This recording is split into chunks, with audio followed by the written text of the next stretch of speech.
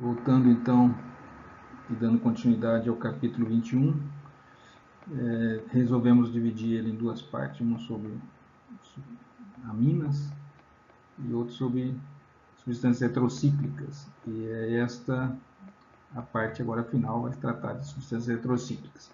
Aí está a clorofila, um bom exemplo de substância heterocíclica, que possui nitrogênio aí, né, como heteroátomo dentro de alguns ciclos, né, macrociclo, inclusive.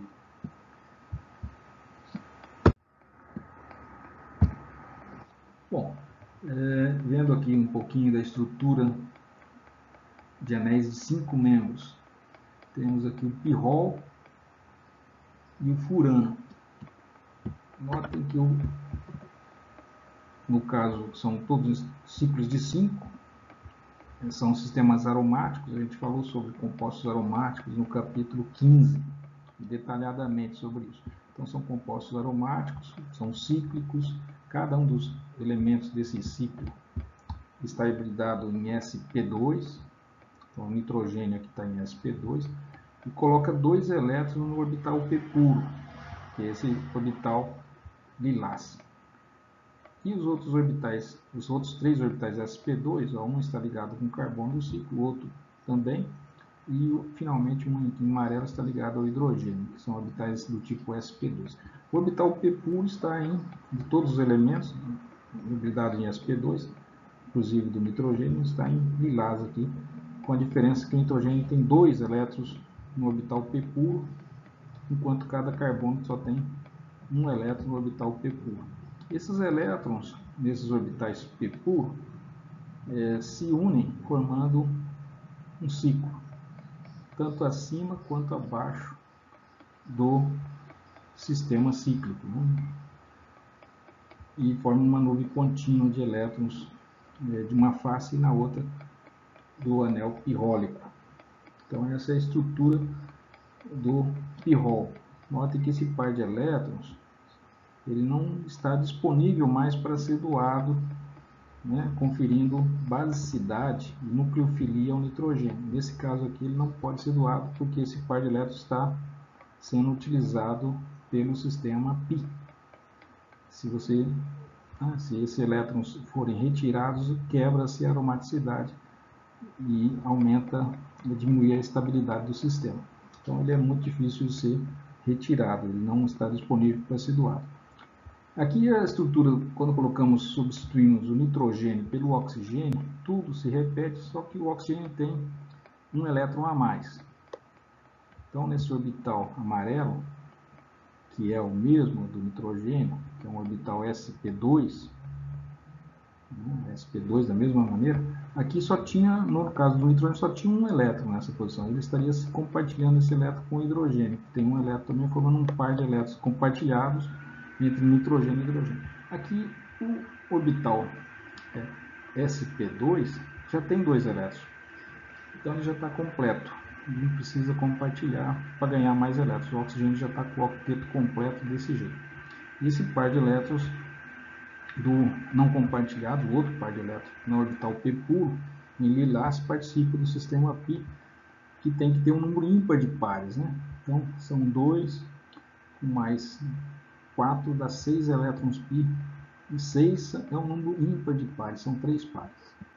Então, o número 3, que é o número de pares, né? São 6 elétrons, 3 pares, um número ímpar de pares. Então, esse daqui é a estrutura do furano. Se a gente desenhasse o tiofeno, iríamos ver a mesma coisa também. O tiofeno tem o mesmo número de elétrons na última camada que tem o oxigênio. Qual é a diferença? É que no caso do enxofre, o enxofre tem os elétrons P, não está no 2P. Esse orbital aqui do oxigênio é 2P. Esse do nitrogênio também é 2P. No caso do enxofre seria 3P. Então é um orbital um pouco mais volumoso. Está num nível de energia maior. Então isso dificulta um pouquinho a sobreposição com os outros orbitais, mas também não impede que a aromaticidade se estabeleça com o tiofeno. Mas reduz um pouco também algumas propriedades, né, altera as propriedades do tiofeno em relação ao furano. Esse composto que é o furano com oxigênio, esse que é o pirrol com nitrogênio, e o tiofeno não está representado, mas teria as mesmas hibridações.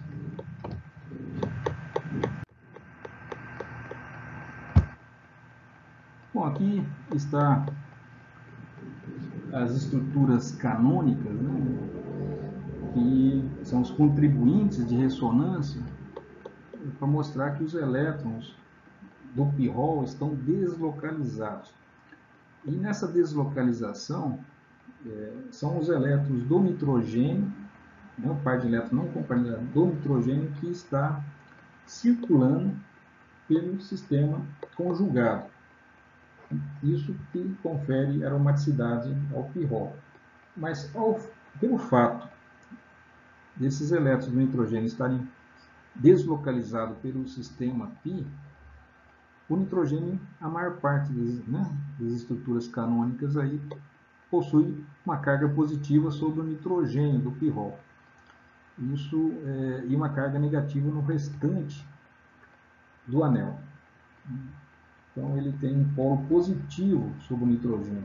Se a gente ver, por exemplo, no caso da piridina, já tem uma carga ao contrário, já tem uma carga negativa, porque o par de elétrons permanece sobre o nitrogênio da piridina. Então a carga negativa se concentra no nitrogênio da piridina. Tanto porque os elétrons continuam lá sobre o nitrogênio, como porque o nitrogênio possui afinidade eletrônica maior que o carbono. Então ele atrai os elétrons por efeito indutivo. Mas existem ambos os efeitos, efeito indutivo e de ressonância. Então aqui no pirrol, o pirrol tem efeito indutivo, ela puxa os elétrons das ligações sigma, que são os elementos que estão ligados diretamente ao nitrogênio. Efeito de curta distância. Mas o efeito mais importante é o efeito de ressonância, também chamado mesomérico.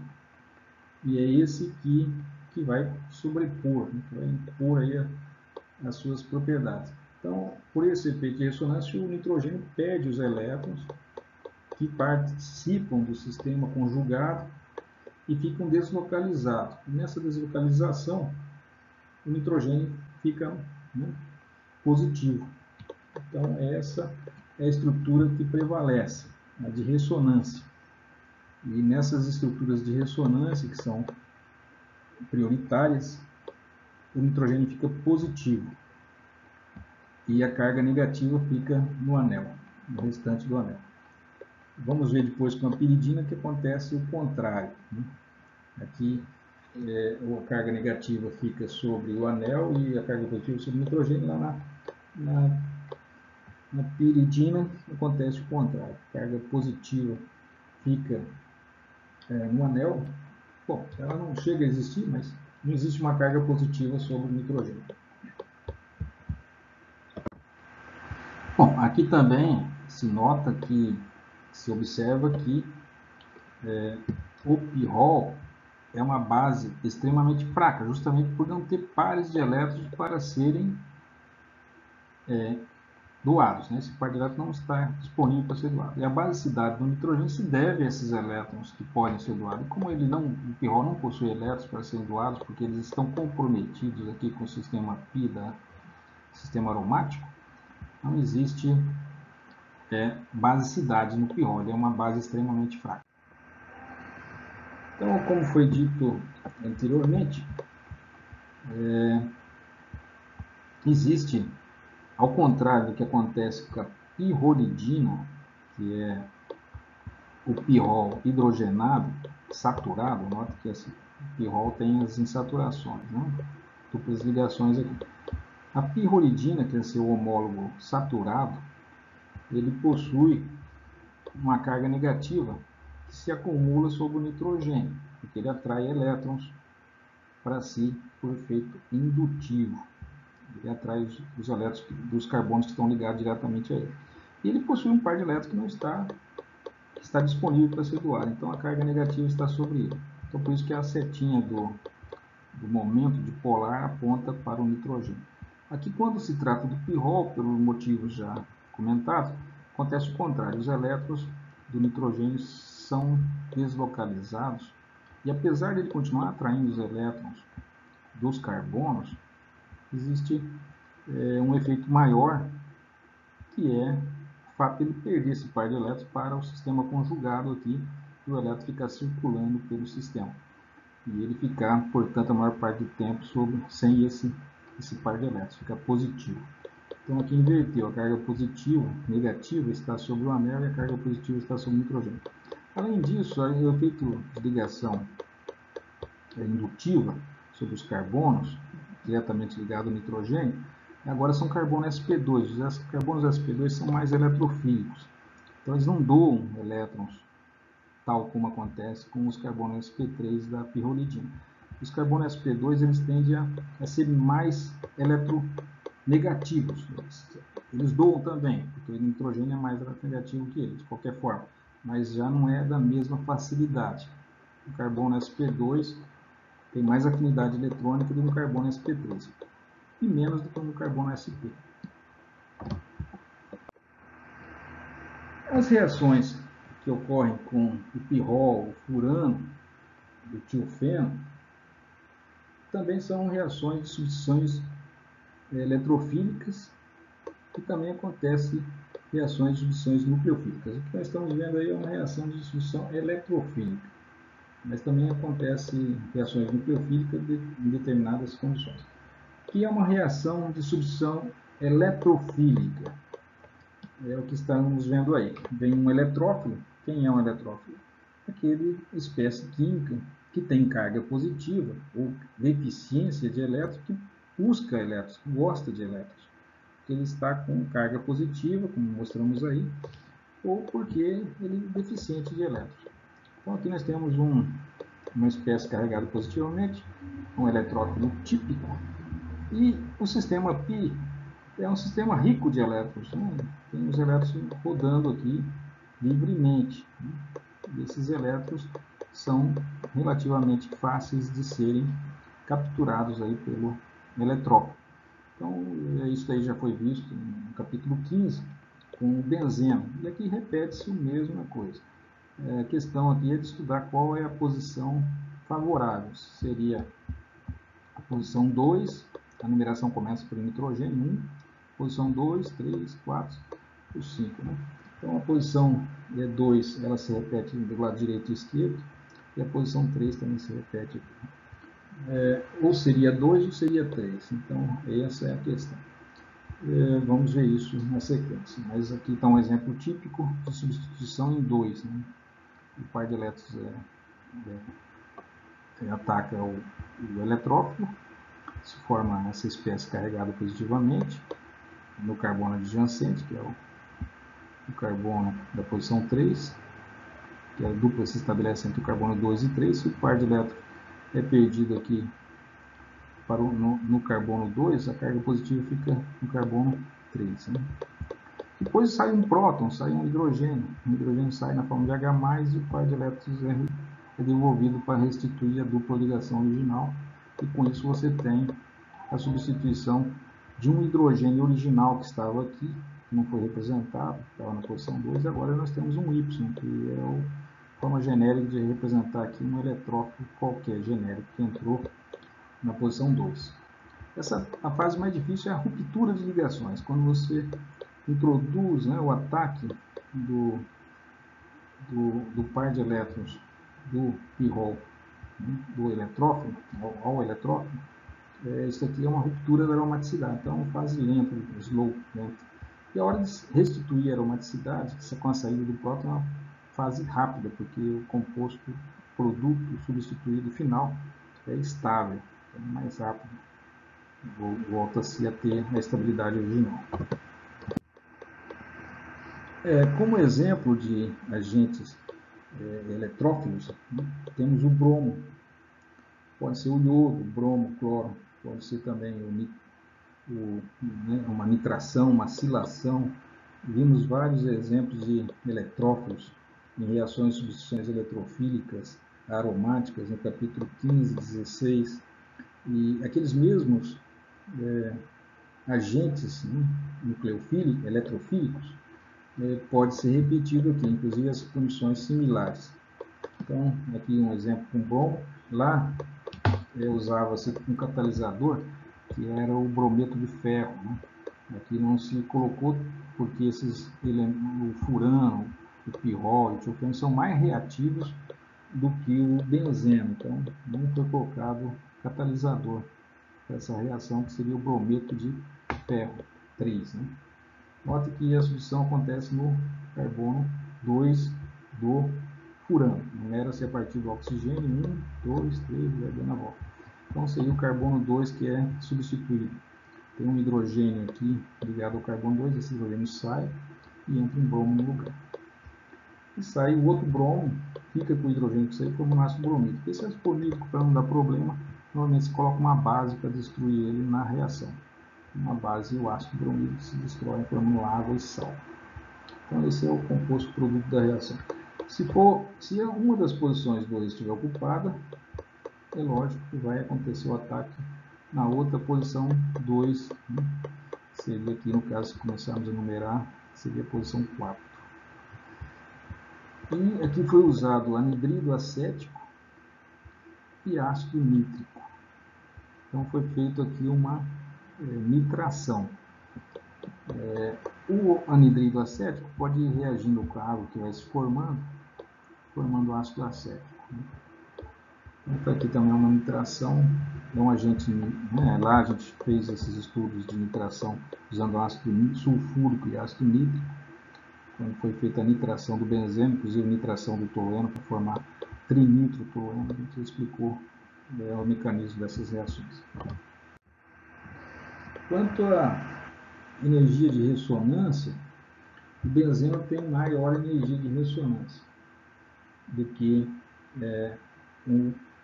essa espécie aí, esse carbônio, que é o 5-pentadieno. 5-pentadieno. Um ciclo de 5-pentadieno, porque tem duas insaturações. E é um ânion, né, porque tem uma carga negativa. A gente já estudou a estrutura desse ciclo, desse ânion, ciclo pentadieno, e constatou que ele é um composto, é uma espécie aromática, um ânion aromático. E ele tem mais estabilidade de energia de ressonância que o tiofeno, que por sua vez tem mais energia de ressonância que o pirrol, tem mais energia de ressonância que o furano. Essa é a ordem. Temos aí o fato de termos enxofre, nitrogênio, que são átomos eletronegativos, dificultam, né? Você tem que colocar cargas positivas sobre esses elementos para você estabelecer a ressonância. Por isso que a energia de ressonância cai para esses elementos. O oxigênio é mais eletronegativo que o nitrogênio. Então, por isso que ele está lá no final, no furano. Então, o oxigênio é muito eletronegativo. Imagine que ele tem que doar um par de elétrons para o sistema pipa, né, viabilizar essa aromaticidade. Aqui o nitrogênio é menos eletronegativo e já fica mais fácil. A reatividade relativa ocupa a ordem inversa, né? Então, os elementos que têm energia de ressonância mais elevada são aquelas que são mais dificilmente reagem, porque você tem que quebrar a aromaticidade como o primeiro passo para que a reação aconteça. Então, é praticamente a ordem inversa. O pirrol é o que reage mais facilmente de todos, porque o nitrogênio tem mais facilidade de doar elétrons que o oxigênio. Mas aí fala, por que o oxigênio é mais reativo do que o tiofeno? É que o tiofeno possui os elétrons do tiofeno estão no orbital 3p, enquanto os elétrons do oxigênio e do nitrogênio estão nos orbitais 2p. Então o enxofre ele está no terceiro período, enquanto o oxigênio está no segundo período. Então ele possui um átomo maior, possui uma camada a mais, um átomo mais volumoso, e isso dificulta a sobreposição de orbitais com os do carbono. O carbono é 2p. Então, os orbitais p do carbono com os orbitais p do enxofre. O carbono vem com seus orbitais p puros, que são do nível 2, e o enxofre vem com seus orbitais p puros, do nível 3. Então, um orbital p mais volumoso, é do mesmo formato, mas é mais volumoso. Isso interfere, dificulta aí a ressonância. Então, ele já não tem a mesma facilidade do oxigênio e do nitrogênio. Por outro lado, ele tem uma facilidade de doar elétrons mais fácil. Ele doa elétrons menos eletronegativo do que o oxigênio. Ele doa com mais facilidade os pares de elétrons dele. Então, o balancear desses dois efeitos acaba se tornando que ele tem uma facilidade menor de sofrer reações de substituição que o furano, que por sua vez tem menos facilidade de sofrer reações que o pirrol. O pirrol é o mais reativo deles, inclusive sofre reações de polimerização, com o envelhecimento vai sofrendo reações secundárias, no estocagem e tudo mais.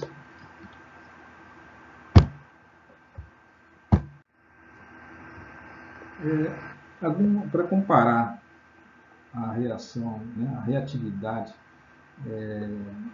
frente às reações de substituições eletrofílicas aromáticas desses desses 3 heterociclos, né, e do benzeno comparativamente, temos aí as reações de acilação. O cloreto de acila foi usado como exemplo. Né? O benzeno tem dificuldade, ele é menos reativo de todos. Essa série aqui, o nitrogênio, do pirrol aqui, é o mais reativo dessa série. Então, o benzeno, frente ao cloreto de acila, precisa de um catalisador de Lewis, um ácido de Lewis poderoso. Aqui o cloreto de alumínio é um poderoso, bastante poderoso esse ácido de Lewis, um ácido de Lewis forte, e para que aconteça a reação. Agora aqui com o tiofeno já não precisa de ser um ácido de Lewis forte, o tetacloreto de estanho já funciona bem. Também o trifluoreto de boro não é um ácido de Lewis, também é um ácido de Lewis relativamente estável, não é tão poderoso quanto o cloreto de alumínio. Porque o alumínio é um metal, né? O boro é um semimetal. Para mim, aqui, inclusive, minha opinião é que o fluoreto de boro, o trifluoreto de boro, é um ácido de Lewis mais poderoso que o cloreto de alumínio, porque eles colocaram, talvez com a intenção de mostrar que não fosse tão necessário, um ácido de Lewis forte, mas sim, colocaram um ácido de Lewis forte aqui também.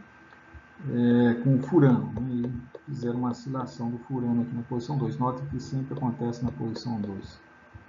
Aqui sim, o anidrido acético é um agente acilante menos poderoso do que o cloreto de acila, né? Então, notem aqui, não precisou de catalisador, não precisou de um ácido de Lewis, a reação foi de forma espontânea, né? Praticamente sem catalisador de Lewis, sem um ácido de Lewis para promover a reação. Isso aí é uma maneira de comparar a reatividade, né, a reatividade dos diferentes heterocíclicos quando comparado entre eles e com o benzeno. Bom, vimos que em todas as estruturas canônicas que usamos para representar a deslocalização de elétrons no pirrol, temos aqui a carga em todas as estruturas canônicas, com exceção do próprio pirrol neutro, uma carga positiva sobre o nitrogênio. Então, esses elétrons deslocalizados do sistema π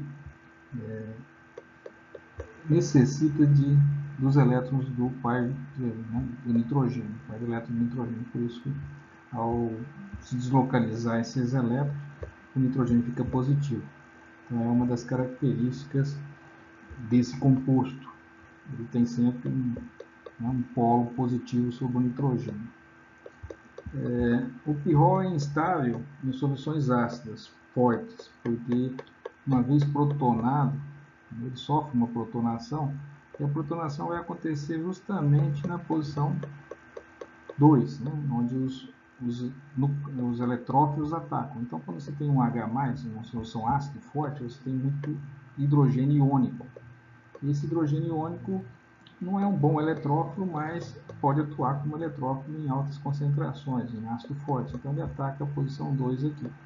Quando isso acontece, se forma aqui, né, a carga positiva, né, se desloca para o nitrogênio e um par de elétrons de um pirrol não protonado, que é esse primeiro aqui, pode atuar como doador de elétrons, né?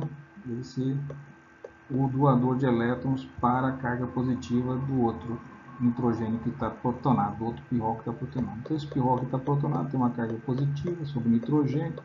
Então, vem o outro pirrol, que é rico em elétrons, que ainda não foi protonado, e se liga aqui na posição 2 desse outro pirrol. E daí se forma uma ligação, e essa ligação, esse processo, né, se repete, porque nota que aqui o que era o pirrol neutro agora está tomando o lugar do pirrol protonado. Então esse pirrol agora que está protonado é o que estava neutro. E vem outro pirrol neutro e ataca também essa posição da mesma maneira que aconteceu no primeiro passo, e isso vai gerar uma cadeia polipirrólica, um polímero.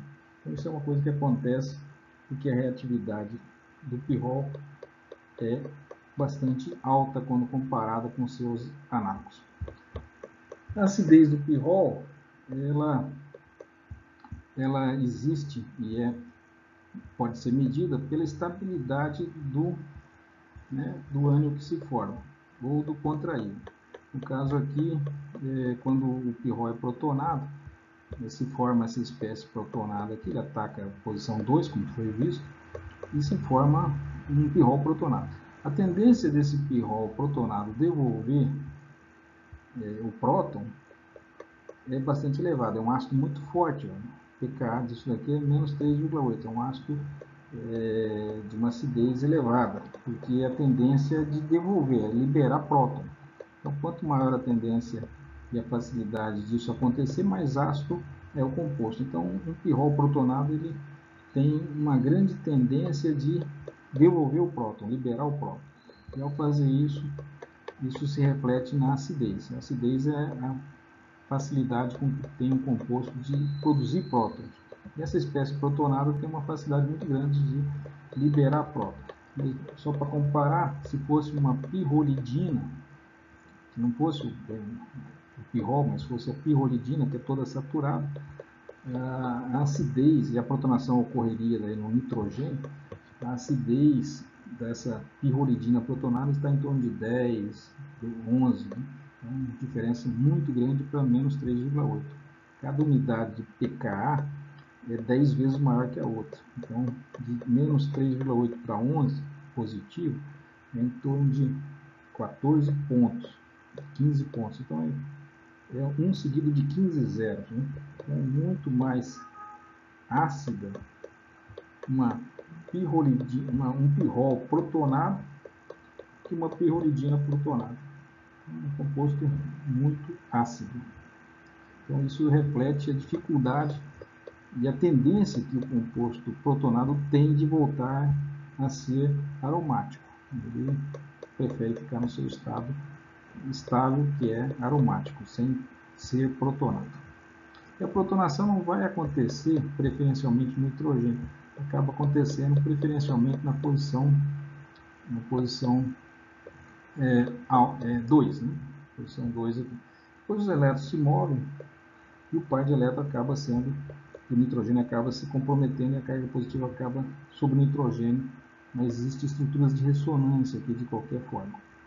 A carga está também deslocalizada entre o nitrogênio e os demais carbonos.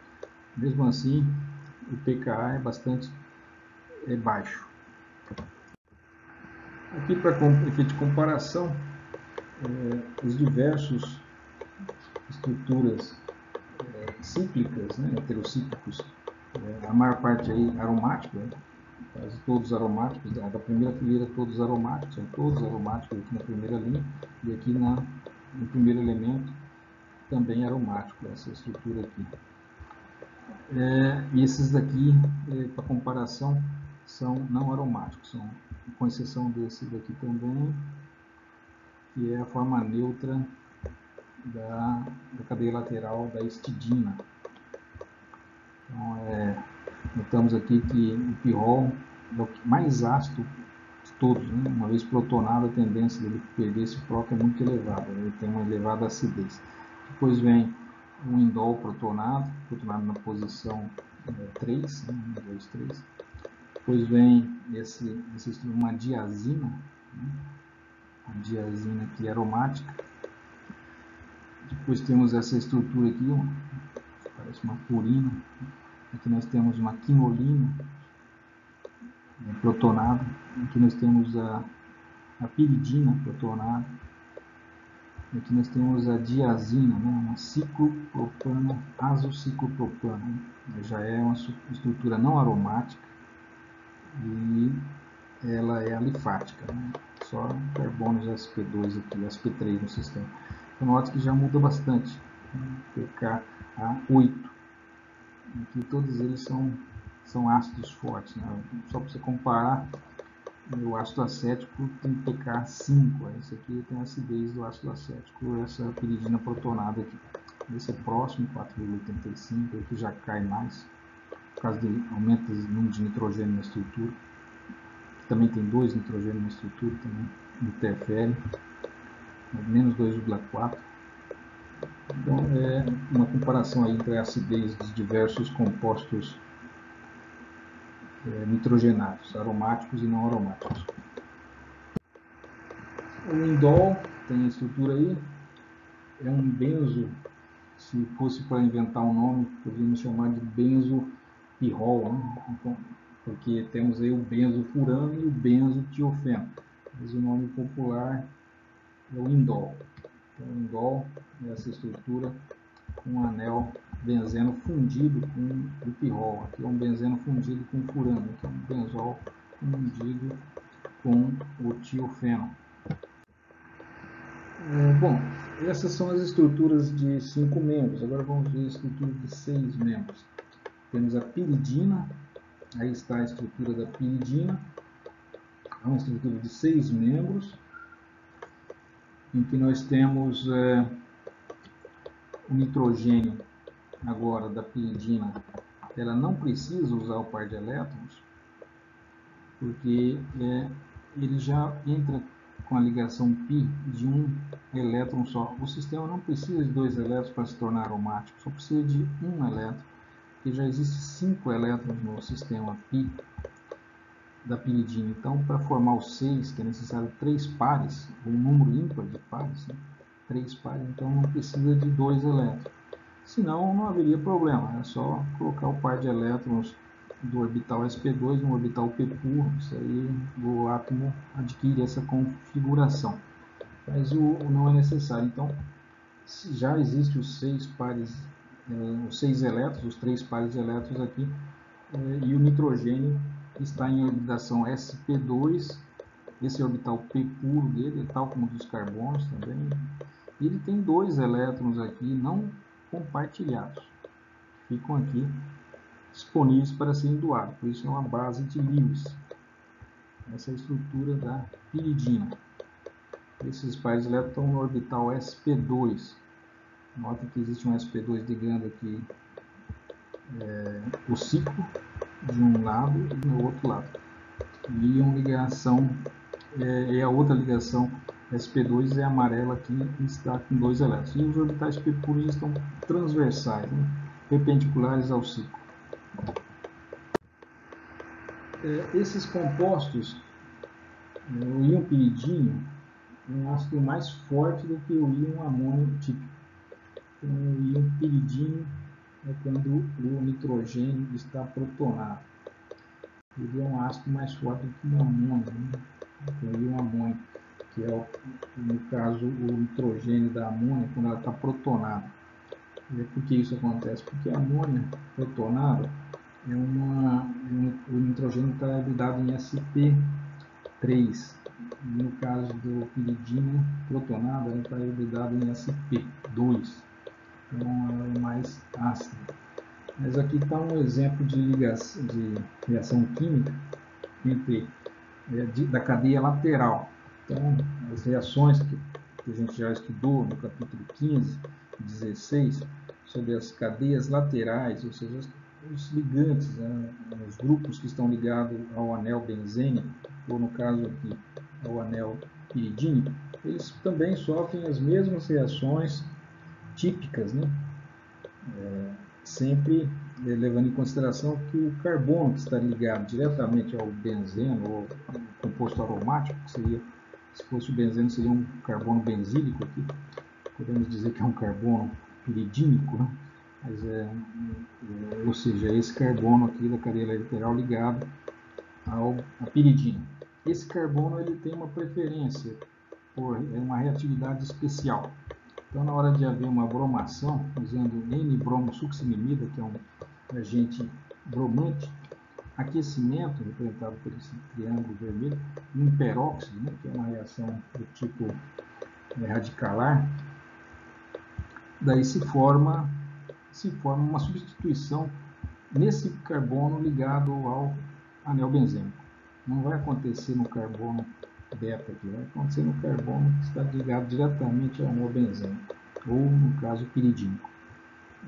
E quando se trata de oxidação, também a gente mostrou lá com o benzeno, se tiver hidrogênios ligados ao carbono, que está ligado ao anel aromático, esses hidrogênios são retirados e vão sendo substituídos por oxigênio. Um agente oxidante aqui é o dicromato de sódio, em meio ácido sulfúrico com aquecimento. Você vai oxidar, né, um meio oxidativo. Então vai se retirar os hidrogênios e vai se formar um carboxilato, aqui, um ácido carboxílico. E nesse caso, se não tiver hidrogênios, tal como no exemplo do benzeno, se não tiver hidrogênio ligado ao carbono, essa reação não acontece. Então tem que ter pelo menos um hidrogênio ligado ao carbono para que isso ocorra, né? Porque essa oxidação ocorra. Se for um carbono quaternário, a reação não ocorre, essa oxidação não ocorre. Também a piridina pode reagir formando como se ela fosse uma amina terciária, porque na verdade ela é uma amina terciária, né? Um nitrogênio ligado a 3 outros carbonos é uma amina terciária. Está ligado duplamente a um carbono de um lado e a outro carbono do outro. Então, são 3 ligações com carbono. Então, é uma típica amina terciária e reage como se fosse uma amina terciária. As aminas terciárias formam sais de amônio quaternário. Então, aqui, usando também iodeto de metilo, ou um alquilo, iodeto de alquila, vai acontecer esse tipo de reação, seja com amônia quaternária, seja com a piridina, que ela também tem uma reação parecida. Então aqui vai formar um sal de amônia quaternária também. No caso, agora o nitrogênio da piridina se tornou quaternário, então se formou um sal de amônia quaternário. No caso, o iodeto de N-metilpiridina, né? O iodeto está aqui, contraiu, e o sal. Também acontece, como acontece com as aminas terciárias, também acontece a formação de hidroxilaminas. Hidroxilamina aqui, uma hidroxipiridina. E contrair uma hidroxila e outra hidroxila está ligada ao nitrogênio. Esse composto tem uma tendência a decompor, formar água, né? Sai um próton aqui, um hidrogênio da hidroxila ligado ao hidroxilamina, sai um hidrogênio H+, aqui se liga com o H- da hidroxila, formando água e se forma uma ligação dativa aqui. Seria piridino N-óxido, né? Ou seja, o óxido está ligado ao nitrogênio da piridina. Por isso é N itálico, o oxigênio ligado ao nitrogênio da piridina. Bom, os ataques podem acontecer na posição que não se diz orto, meta e para, né? Se diz posição 2, 3 e 4. Então, se o ataque acontecer na posição 4, essa numeração não está bem. Se acontecer aqui na posição, a posição 1 é onde está o nitrogênio, a posição 2 é o carbono adjacente, 3 seria o equivalente a uma meta, mas não diz meta, 3, e finalmente a 4 que seria uma par, não se fala assim, 4.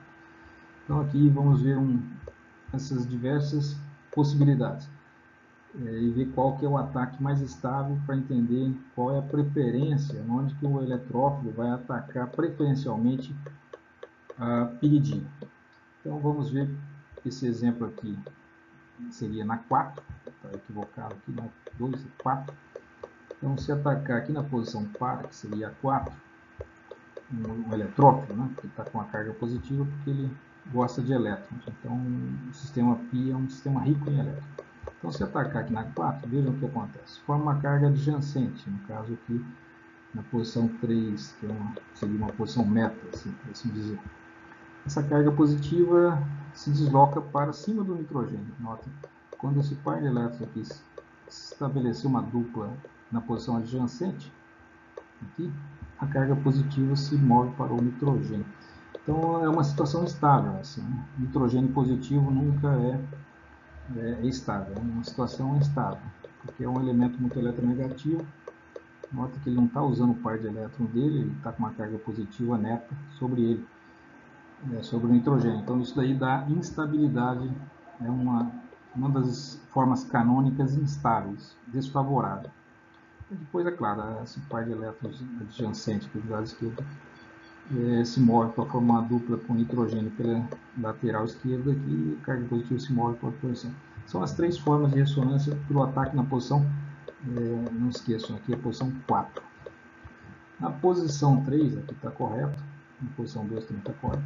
Na posição 3, ataca aqui, que seria, diríamos, a meta, né? Não se diz meta, posição 3. A carga positiva se estabelece na posição adjacente ao ataque, que seria aqui, na posição 4. A dupla ligação se move de forma adjacente e a carga positiva se muda para a posição que seria 5. Nota que aqui, quando essa carga positiva está aqui, você poderia pensar, o par de elétrons pode vir aqui, o par de elétrons não compartilhado, mas aí não dá certo.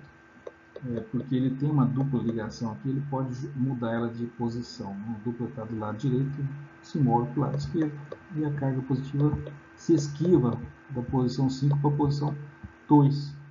Ou seja, não precisa, o nitrogênio teria que adquirir uma hibridação SP para ter uma dupla do lado direito e uma dupla do lado esquerdo. Ele teria que ter uma hibridação SP para fazer isso. E uma hibridação SP é linear. Ele não pode adquirir uma disposição linear aqui dentro do ciclo de 6. Então isso não é possível. Então ele pega o par de elétrons adjacente e move para o braço esquerdo. E a carga positiva se desloca para o lado direito. Então temos três situações, 3 estruturas canônicas aí, e elas são, nenhuma delas tem carga positiva sobre o nitrogênio. Então elas são estáveis. Agora, se a posição ataque for na posição 2, aqui, seria um orto, né? Mas não se diz orto, não esqueça, na posição 2. Note que já de imediato a carga positiva já cai sobre o nitrogênio, então é uma forma instável. Depois que ele move, o par de elétrons move aqui para o adjacente ao nitrogênio, a carga positiva vai para a posição 4, 5. Depois ele move de novo e a carga vai para a posição 3. Mas note que das estruturas canônicas, entre as estruturas canônicas de um ataque na posição 2, temos um nitrogênio positivo que não favorece essa posição. Assim como na posição 4 também, se atacar em par aqui, também vai formar uma carga positiva, uma das estruturas canônicas necessárias para estabilizar a carga positiva vai ficar sobre o nitrogênio e isso não é favorável. Então a posição 3 é a única favorável para o ataque de um eletrófilo, né, que é representado aqui pelo Y positivo, à piridina. Então todos os diversos eletrófilos que a gente conhece, o príon, nitrônio, a sila, os carbocátions, são todos, vão atacar sempre na posição 3. Notem que isso é um ataque eletrofílico, não estamos falando de nucleofílico, que também acontece. Já falaremos sobre isso.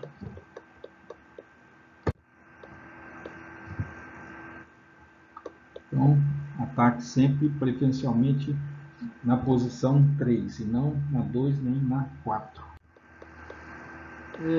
Aqui, recordando, a bromação e oxidação, né? Bromação e oxidação de piridina substituídas. A gente notou que se tiver carbonos com hidrogênios ligados ao benzeno ou ao sistema aromático, ele vai ser oxidado com agente oxidante, que eu acho um agente oxidante forte, que é o dicromato de sódio. Também existe dicromato de potássio, em meio de ácido sulfúrico. O ácido sulfúrico vai simplesmente transformar esse dicromato de sódio em ácido crômico, que é o agente oxidante de fato. Em aquecimento, vai fazer com que essa metila se converta numa carboxila.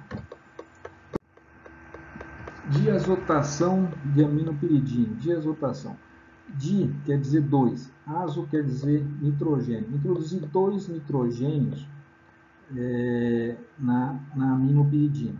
Então, você tem aqui a aminopiridina, 2 aminopiridina. A gente até pode imaginar como surgiu essa 2 aminopiridina, uma nitração, né, com açúcar sulfúrico e ácido nítrico, vai acontecer a geração do íon nitrosônio, que vai atacar a posição 2. Depois esse hidrogênio transforma em amino. Então, isso aqui é fácil de se imaginar como se sintetiza. Bom, depois você trata essa substância para a formação de sal de ozônio. A gente já viu isso também no final do capítulo 17. Esses sais de ozônio são produzidos quando você tem uma anilina, que não é uma anilina, mas é um similar da anilina. Nós temos a piridina, se fosse benzeno seria anilina. Então, esse aqui é o 2-aminopiridina, que sofre a mesma reação e o mesmo mecanismo que a gente já viu para a formação de sais de ozônio. Isso formou o sal de ozônio aqui, tal como acontece com o benzeno, com a anilina no caso. Quando o benzeno é a anilina. Então, no caso da anilina e no caso do 2-aminopiridina, vai se formar um sal de ozônio. Então, quem quiser recordar esse mecanismo, dá uma olhada lá no capítulo 17, no final do capítulo 17. Ou 16. Né? Bom, depois que esse sal de ozônio está pronto, a gente já viu reações com sal de ozônio, você trata com água, nem precisa aquecer, é uma reação que vai de forma mais fácil e forma a 2-hidroxipiridina, que está na forma enólica. Né? Agora lembra do que é um enol também? Quando a hidroxila está ligada a um carbono sp2, né? Não necessariamente aromático. Né? No caso, um fenol seria se o benzeno fosse um benzeno aqui, não a piridina, seria um fenol. Mas no fenol não acontece isso, mas na piridina acontece. A insaturação muda de posição e o hidrogênio move-se para o hidrogênio. Isso é uma tautomeria do tipo ceto alcoólica, né? Forma de cetona e uma forma de hidroxila de álcool. Então, essa é uma tautomeria. E nesse caso, a forma mais estável é a forma cetônica. Isso é muito importante, que existem muitas formas cetônicas nas bases, nos nucleotídeos do DNA, né, do RNA. Então, essas estruturas não ficam na forma tipo enol, fica na forma de cetona, lá também. Aqui temos outro exemplo da piridina, agora não é uma piridina, é uma 4-aminopiridina, né? Então, o grupo amina está na posição 2, a gente mostrou isso. Se ele estiver na posição 4, seria uma virtual posição para, não se diz para, mas está aí para associar a ideia. Se ele estiver na posição 4, também vai acontecer o mesmo processo.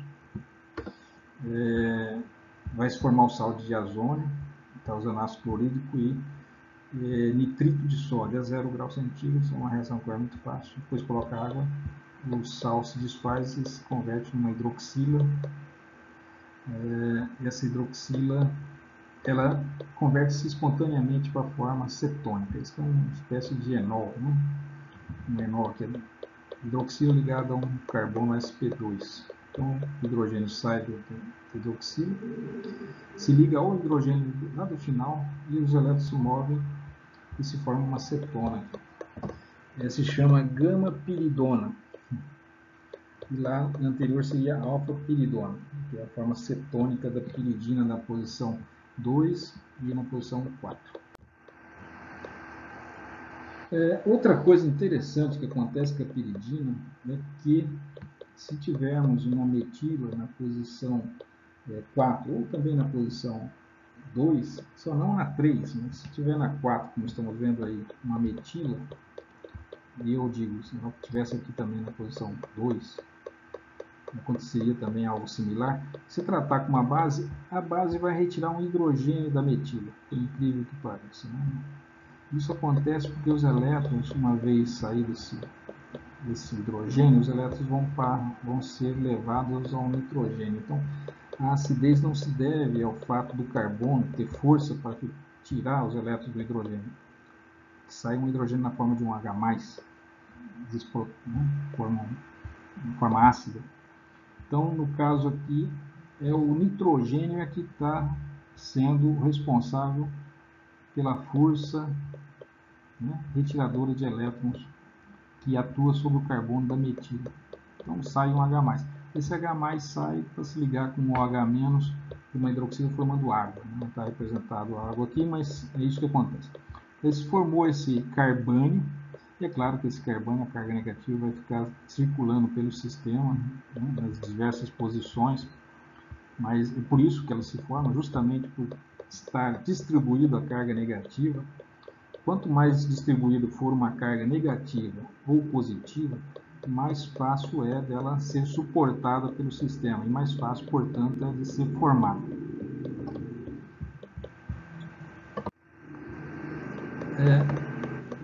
Uma vez que tenha se formado esse carbânio na posição para, né, uma metila na posição para se transforma nesse carbânio. Esse carbânio, é claro, a carga negativa não fica exclusivamente nessa posição, mas uma das estruturas canônicas tem essa carga negativa aqui.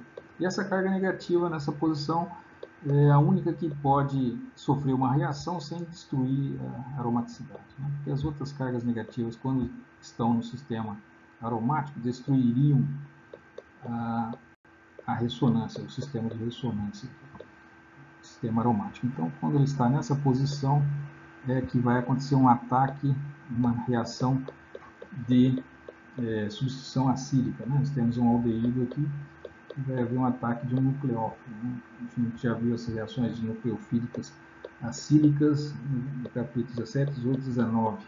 Então, ataque ao carbono. E daí se forma inicialmente uma hidroxila aqui, né? A hidroxila se desfaz, eliminação de água, e daí se forma esse alceno.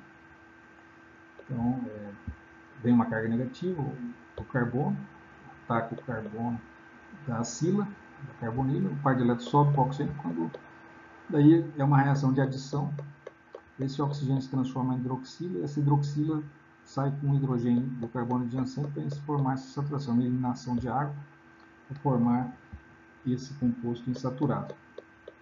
Aqui, se estiver na posição 3, na 3 não acontece se estiver na 2 ou na 4. Então, na posição 2 aqui é onde vai acontecer, se tiver a posição entre 3 e 2, vai acontecer sempre na posição 2 ou na posição 4.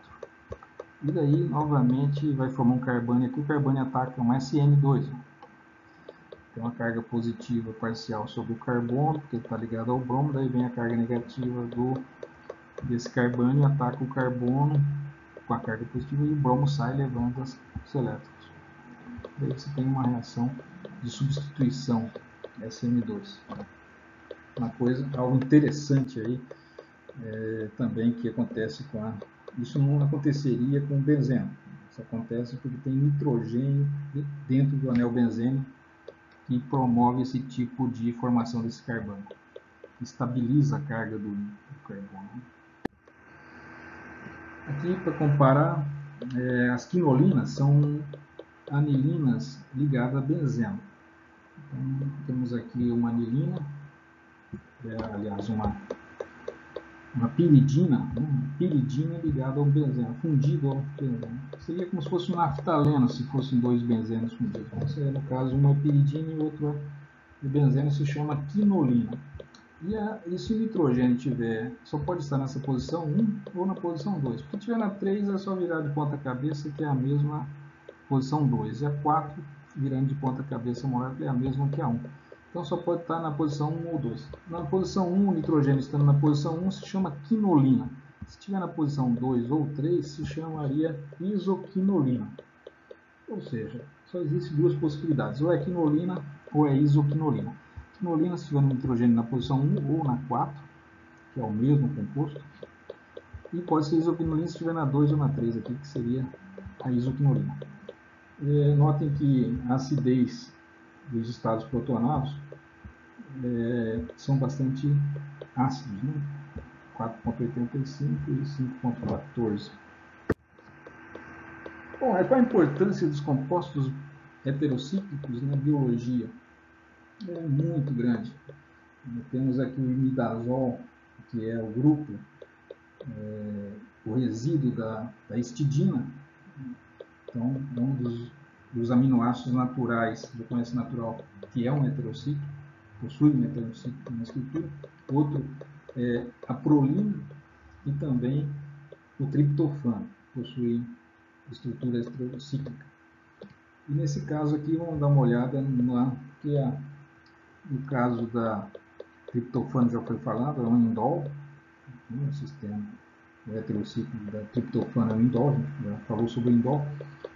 No caso do pirrol, da prolina, é uma lactona, então já foi falado sobre lactonas, e não é aromático também, mas aqui esse imidazol não foi falado. Então está aí, é uma estrutura desenhada, o imidazol. Notem que ele é simétrico, né? Quase simétrico, possui um hidrogênio aqui. Se sair o hidrogênio de um lado, se torna um composto simétrico. Se entrar um hidrogênio do outro lado, igual entrou desse lado, também se forma simétrico. Então aqui é um sistema aromático, porque se contabilizar o número de elétrons, vai dar 6, 3 pares de elétrons. Os carbonos e os nitrogênios do ciclo estão ligados em sp2, então é um composto aromático. Aqui estão as estruturas de ressonância do imidazol. Notem que aqui é a estrutura neutra.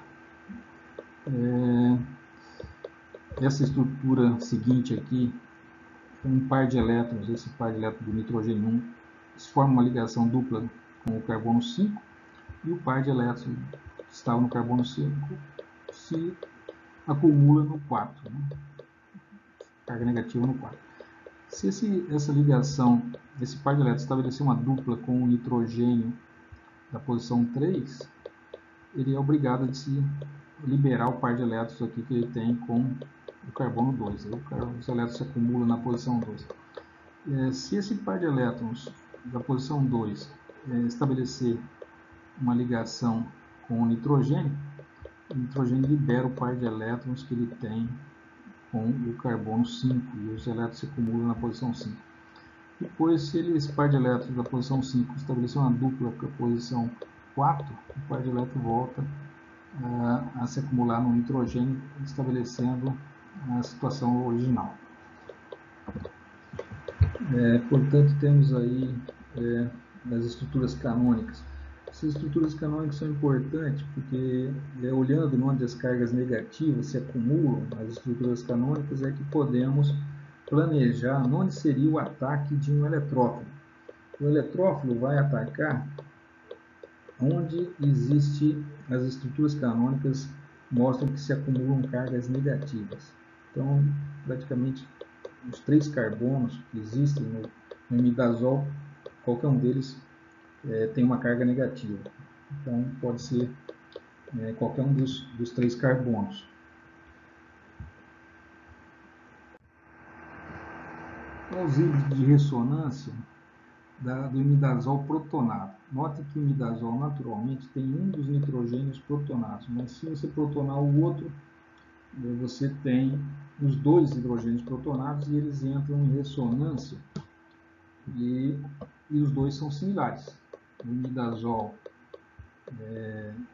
com o nitrogênio da esquerda protonado, os elétrons se movem e as posições se convertem, ou seja, na situação que estava o nitrogênio passa a ser do outro nitrogênio e vice-versa. E ou seja, eles passam a ser similares. Né?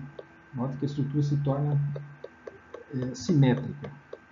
Então já não se distingue um dos nitrogênios do outro, porque eles estão se interconvertendo pela movimentação dos elétrons do sistema π.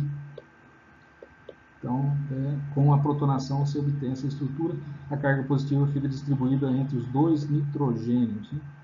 Igualmente. Aqui, se a carga negativa, se um dos nitrogênios perder um H+, for desprotonado, os dois ficariam sem desprotonados, ficariam sem hidrogênio ligado a nitrogênio. Nesse caso, também a carga negativa pode se distribuir igualmente entre os dois nitrogênios. Você tem uma estrutura simétrica, agora totalmente desidrogenadas no nitrogênio, e que representa a estrutura híbrida, né, de todos das formas canônicas. A carga negativa se distribui igualmente entre os dois nitrogênios. Bom, essa aqui é a porfirina, um composto muito importante, porque está presente tanto na hemoglobina, que contém o ferro, que fica justamente no centro da porfirina. O ferro tem uma carga positiva e como os nitrogênios têm esses pares de elétrons não compartilhados, podem estabilizar o ferro, né? Ele fica na proximidade de cargas negativas aí sendo estabilizado. Então, o ferro protoporfirínico 9, essa estrutura se chama protoporfirina, ferro protoporfirina, porque possui o ferro unido a ela. Se estivesse sem o ferro, seria simplesmente protoporfirina 9. Mas como está com o ferro, estado de oxidação mais 2 coordenado aí no centro, ou seja, é uma região rica de elétrons e o ferro está positivo, ele se sente estabilizado, né? Estaria estabilizado aí pelas cargas negativas que estão no sistema heterocíclico que o contorna, o grupo porfirino, protoporfirina.